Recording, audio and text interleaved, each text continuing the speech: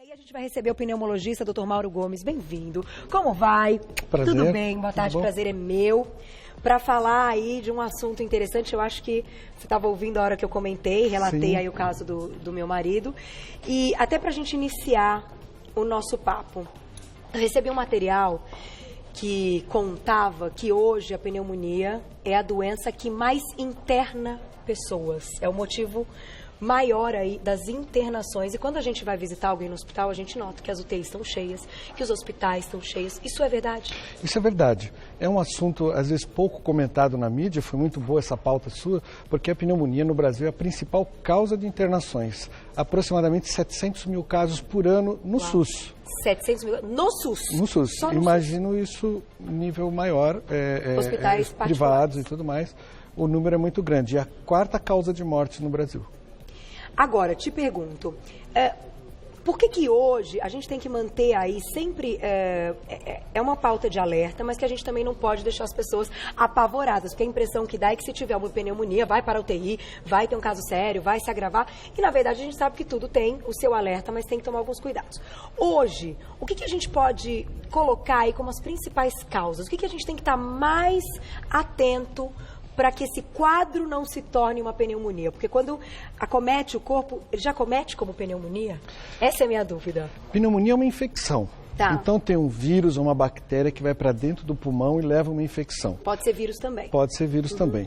Então, as principais portas de entrada para essas bactérias virem para dentro do pulmão é a boca e o nariz. Tá. Portanto, gripes, principalmente nessa época do ano de outono e inverno, onde elas são mais comuns, são a principal porta de entrada para essas bactérias entrarem no pulmão. Então, prevenção da gripe, prevenção de estar em lugares fechados, pouco ventilados, lavagem constante das mãos, boa alimentação, são todos fatores importantes para a prevenção de pneumonia.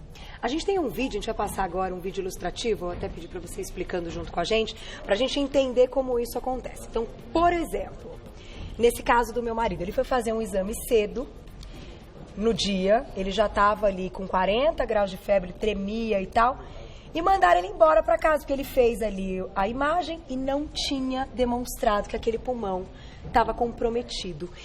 Leva um certo tempo, como é que a gente pega no momento para não agravar a doença? A pneumonia é uma coisa aguda mesmo, é coisa assim de 1 dia, 2 dias, a pessoa cai de cama, cai com febre, cai com mal-estar.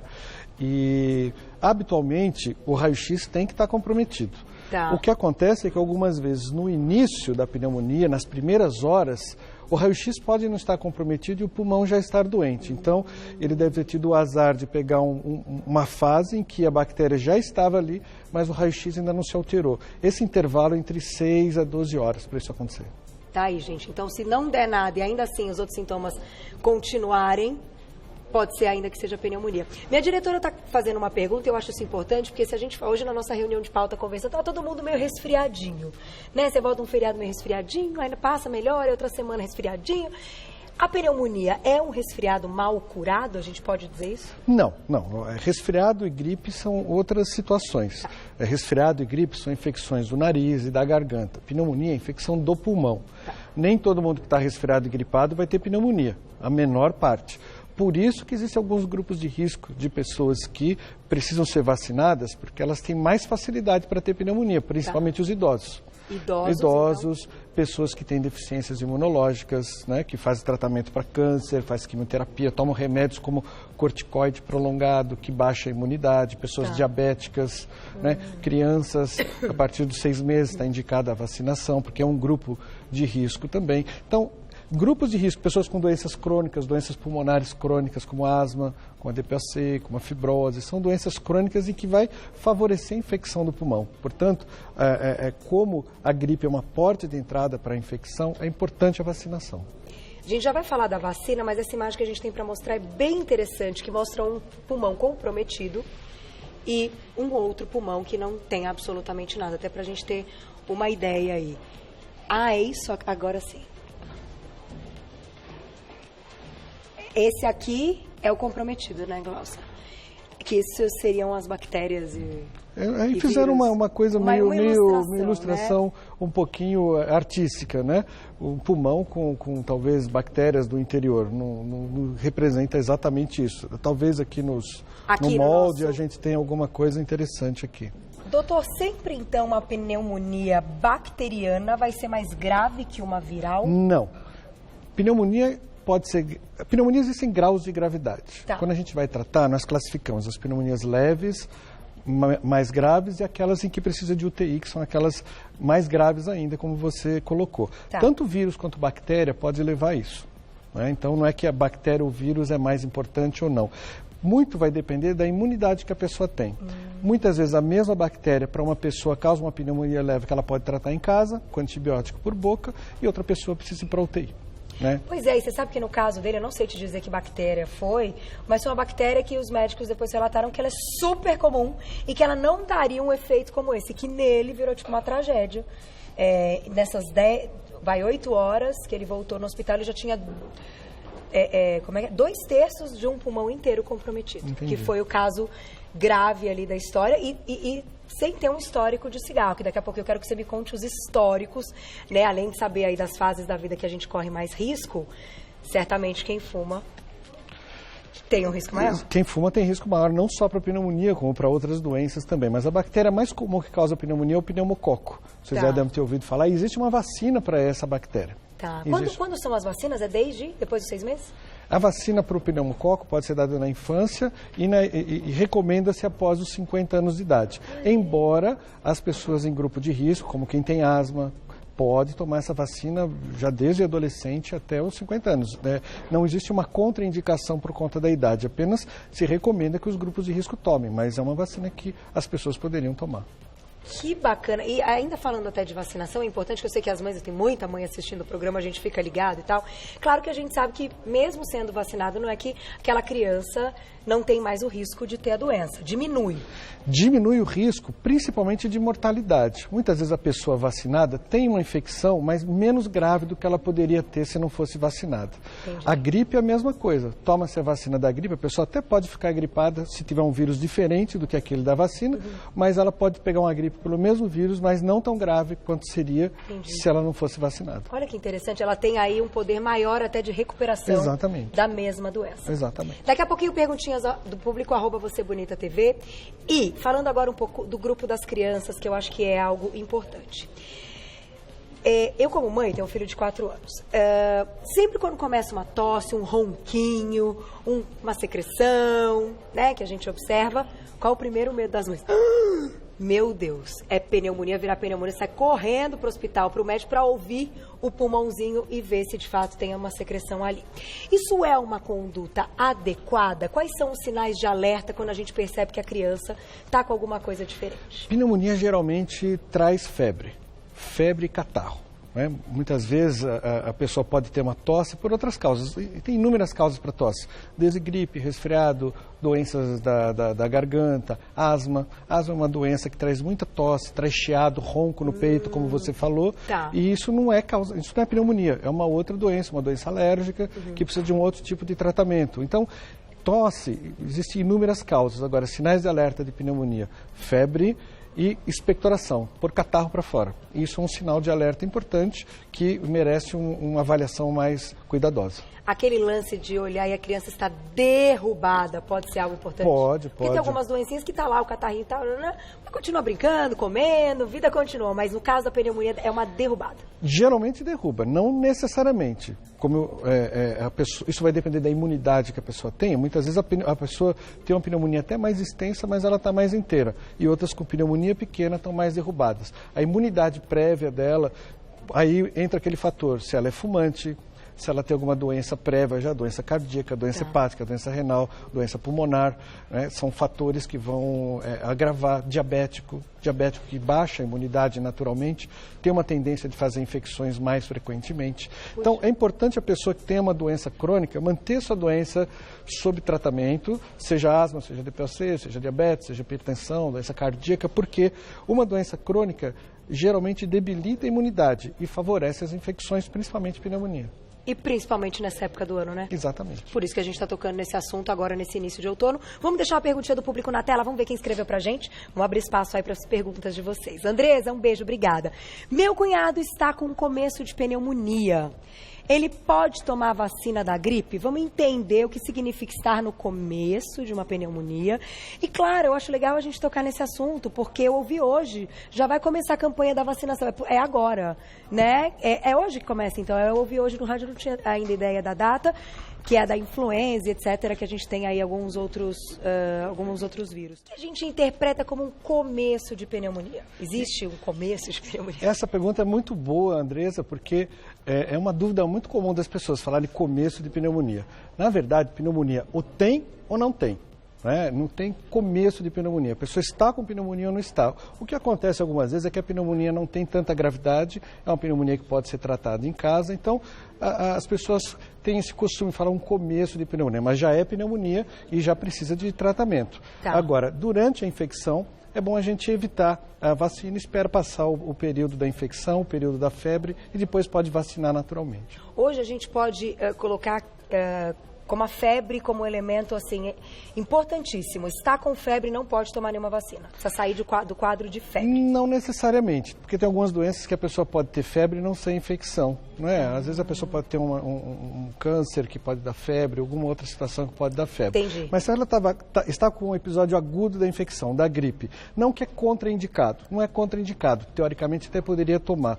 Só que como o organismo dela está combatendo uma outra infecção, ela talvez não forme os anticorpos necessários para reagir como a vacina precisa. Então, Entendi. Espera passar o período agudo e depois toma. Não é que ela vai ficar pior com a vacina, ela vai ter uma imunidade menor para aquela vacina. Entendi, para gerar os anticorpos necessários, enfim, que valeram ela ter tomado ela a já vacina. está combatendo uma infecção e vai ter que gerar anticorpos para um outro vírus, uma outra bactéria que está sendo colocada ali. Perfeito. Mais uma perguntinha do público na tela, olha lá.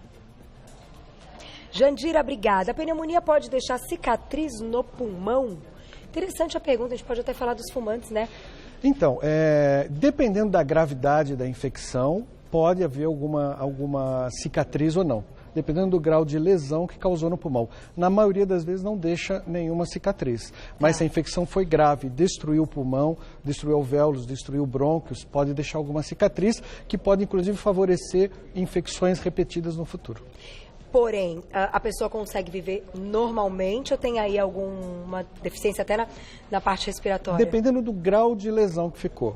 Tá. Como pneumonia geralmente deixa lesões pequenas, não há um comprometimento grande futuro. Mas se ficarem brônquios dilatados, nós chamamos de bronquiectasias. Existe uma doença que chama com esse nome e que a pessoa fica tendo infecções repetidas porque aquela região ficou danificada.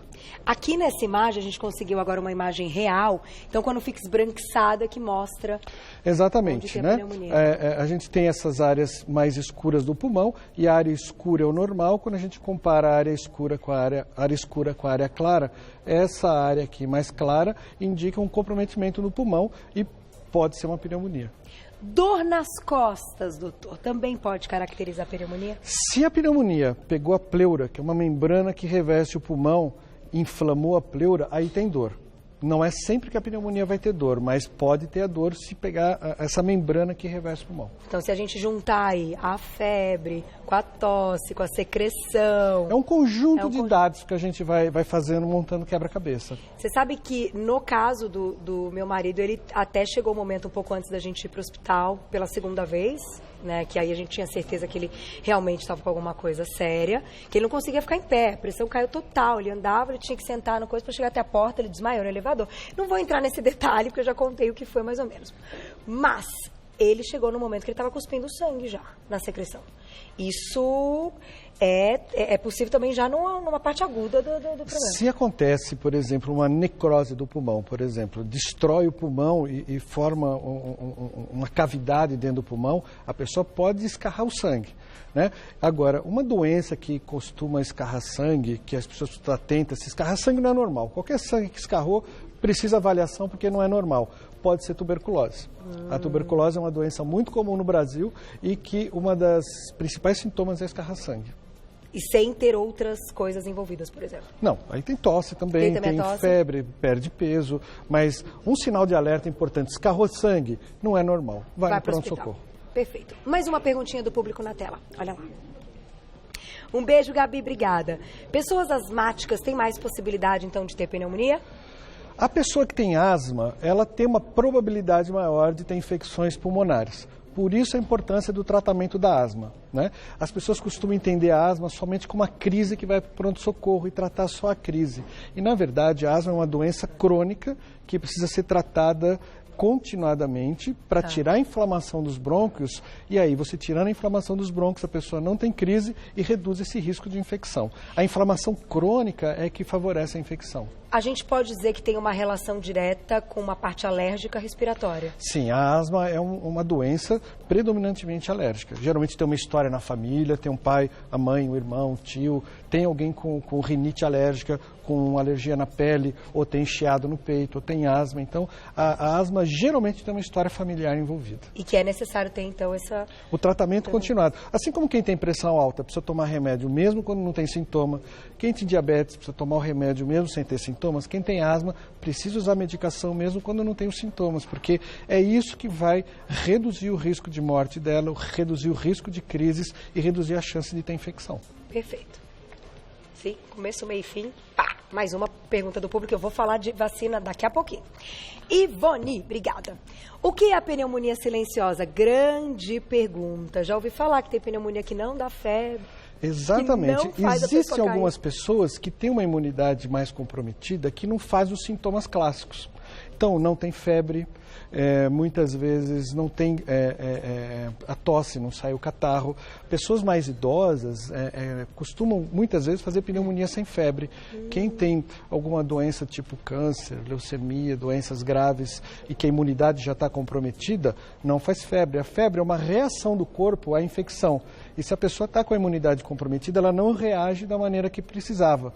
Então, algumas vezes ela chega ao hospital muitas vezes bem comprometida, com doenças mais graves, porque não teve esses sinais de alerta que deveria ter tido se tivesse com a imunidade normal. Então, é possível, não é o comum, isso o que a nossa telespectadora falou, não é o comum de acontecer, mas pode ocorrer em algumas situações.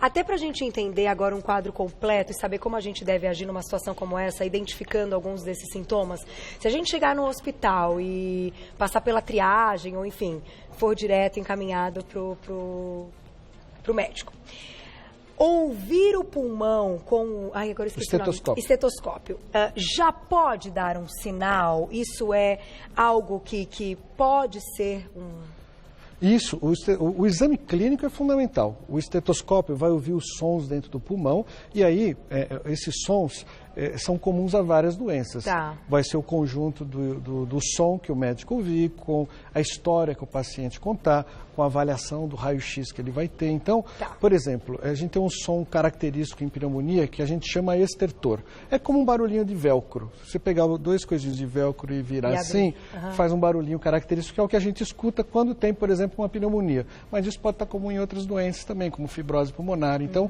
não é só o ruído. Claro que, para ter uma infecção no pulmão, o som vai estar alterado. O médico vai ouvir alguma coisa diferente. Se ouvir um chiado, pode ser a asma, pode ser a bronquite. E aí o próximo passo é um raio-x. Tem o raio-x e tem o histórico. Principalmente, por isso que é importante enumerar todos os seus sintomas, porque a história é o principal dado. O que o paciente conta, o que a pessoa vai contar para o médico é que vai dar a principal pista para o diagnóstico. Os exames são, como dizem, os exames complementares. Entendi. Vamos deixar uma perguntinha do público? Chegando várias. Participem, @VocêBonitaTV. Olha lá. Sheila, um beijo. Quando a pneumonia, então, leva a esse acúmulo de água nos pulmões, como é que a gente evita? E, claro, o que a gente tem que fazer depois disso? A pneumonia que leva água nos pulmões é aquela pneumonia que afeta a membrana que reveste o pulmão, que é a pleura. Aí o líquido ele acaba extravasando e dá essa situação que a gente chama de derrame pleural. Quando acontece isso, indica que a infecção extravasou um pouquinho para fora do pulmão e precisa fazer uma drenagem e tirar esse líquido dali. Então precisa puncionar com uma agulha, colocar um dreno e tirar esse líquido.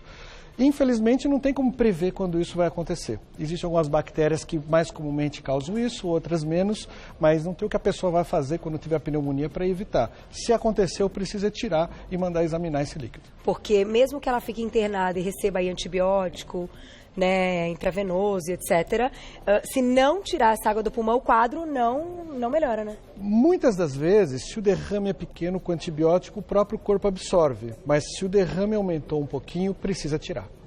Olha, meu marido não está aqui pessoalmente, nem mandou nenhum VT contando. Então eu estou usando ele hoje como nosso personagem e relatando.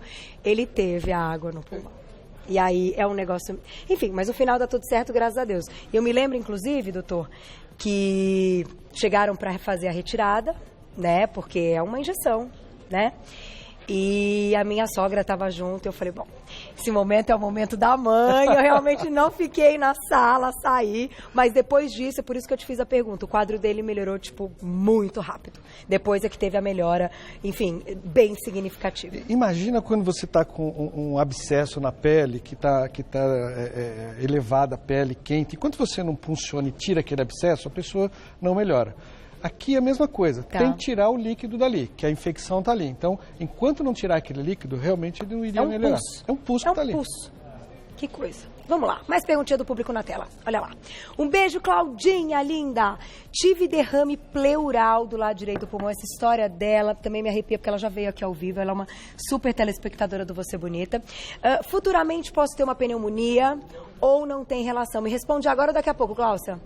Pode responder, doutor. Olha, não tem relação de ter tido esse derrame pleural e fazer uma pneumonia depois no mesmo local por conta disso. Então, se ficou alguma área de sequela pequena ali, isso vai sempre aparecer no raio-x, mas não necessariamente vai ser causa de outras infecções. O que seria esse derrame pleural? Derrame pleural é esse líquido que acumula na pleura, como nós falamos agora há pouco. Sem ser pneumonia, sem ter... Tem a pneumonia e o líquido extravasa. Geralmente o derrame está acompanhando a pneumonia. Agora, existem derrames pleurais de outras causas. Outras doenças podem provocar. Por isso que é importante tirar o líquido para mandar examinar. Porque outras doenças podem levar ao acúmulo de líquido também. E agora, ela não ter tido a pneumonia? Pode ser que não tenha, mas se tem um contexto de febre, de tosse, de pneumonia com o derrame, provavelmente esse derrame está ligado com a pneumonia. Se surge um derrame sem ter pneumonia, deve ter uma outra natureza que precisa ser investigada. Doutor, me conte, independente dessa pneumonia, seja ela viral, seja ela bacteriana, tratamento antibiótico? Tratamento de pneumonia exige antibiótico. Tá? O que existe, a diferença, se for uma pneumonia só por vírus, é um tipo de antibiótico diferente, chamado antiviral. Mas pneumonia é igual a antibiótico. Não tem como tratar a pneumonia sem usar antibiótico. Quando o caso deve ser um caso de internação, já que a gente falou no início da pauta que hoje no Brasil pneumonia é o que leva a mais internações? Existem alguns critérios que a gente utiliza. Por exemplo, se a pessoa chegar no pronto-socorro com confusão mental, no caso, como você citou, do seu marido, estava desidratado, estava com a pressão baixa, é um dado importante para a internação. Se tiver idade acima de 65 anos, é um fator que a gente tem que considerar para a internação. Então, são alguns fatores que a gente leva, por exemplo, confusão mental, frequência da respiração ofegante, pressão baixa e a idade. São fatores importantes. E é UTI? Não.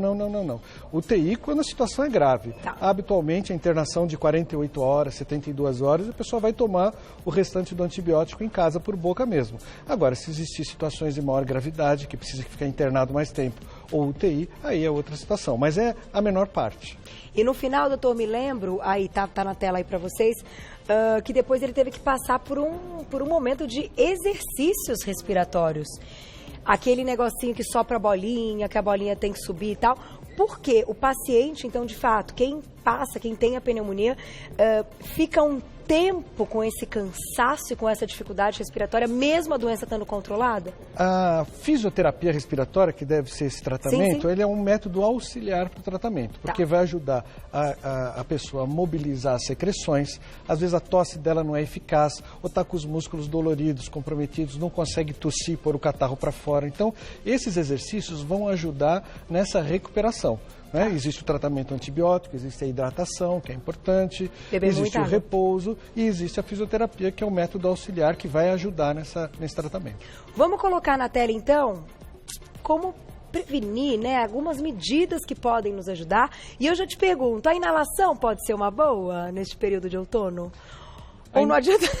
A inalação, ela é importante quando tem indicação. Tá. Né? Para prevenção, a inalação não vai ajudar. Agora, se o indivíduo tiver uma doença crônica, como a asma, DPAC, em que é a necessidade do tratamento inalatório, isso vai ajudar. Para a pneumonia, a inalação é importante para mobilizar a secreção e a pessoa colocar o seu catarro para fora. Para fora, aí sim. Isso. Então, na tela, prevenção, lavar bem as mãos com sabonete e vacina contra a gripe. Vamos falar, então, hoje começa a campanha de vacinação. Quem deve ser vacinado?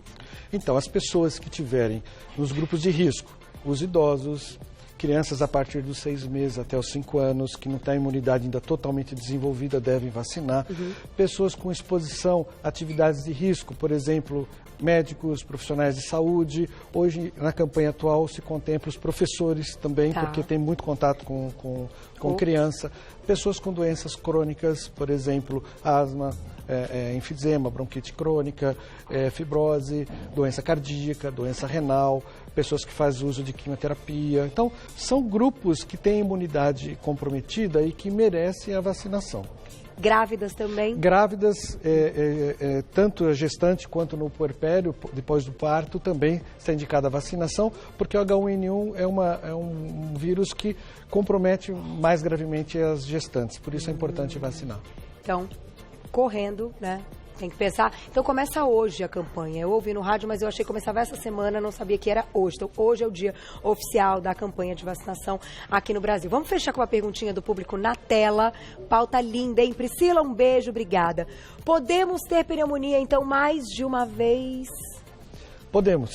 Pode-se ter pneumonia mais de uma vez. Agora, se houver mais do que uma vez a pneumonia, tem que entender o porquê que isso está acontecendo. Existe algum fator por trás disso que está levando a infecções recorrentes. Uma situação muito comum no idoso, que acontece de ter várias pneumonias, é problema de deglutição. O idoso, muitas das vezes, tem já os reflexos para engolir comprometidos. Então, ele pode, mesmo sem perceber, engasgar com a água, ou com a comida, ou com a saliva. E isso vai para dentro do pulmão e pode levar a infecções repetidas. Por isso, é importante avaliar infecções repetidas, a parte de deglutição, a parte da imunidade, ver se os anticorpos estão ok, se toda a imunidade da pessoa está funcionando bem, se existe algum defeito local no pulmão, alguma lesão estrutural do pulmão que favoreça isso. E o fumante é um candidato a ter isso, porque ele já reduz as suas resistências naturais. Muito bom, doutor. Só posso te agradecer. E lembrando, doutor Mauro Gomes é pneumologista, então eu acho que vale aí um check-up com o pneumologista, porque o otorrinolaringologista é outra situação que talvez vocês possam até trabalhar juntos, né? Um pega primeiro, que encaminha para o outro e tal, mas quem já tem aí esses fatores de risco, de repente, um check-up com o pneumologista, eu acho que é fantástico. Deixa eu passar a informação, então, correta. Hoje é o início da campanha e hoje é para quem, Glaucia, cante para mim? Idosos e profissionais da saúde, dia de hoje, então, dia 17 de abril. Quem quiser saber mais, eu vou passar um site para vocês, www.doutorabreviado.maurogomes.com.br maurogomes.com.br. Podem entrar e ter mais informações. Muito obrigada. Obrigado, viu? Linda pauta, uma aula. Obrigado. E até a próxima. Obrigada, doutor.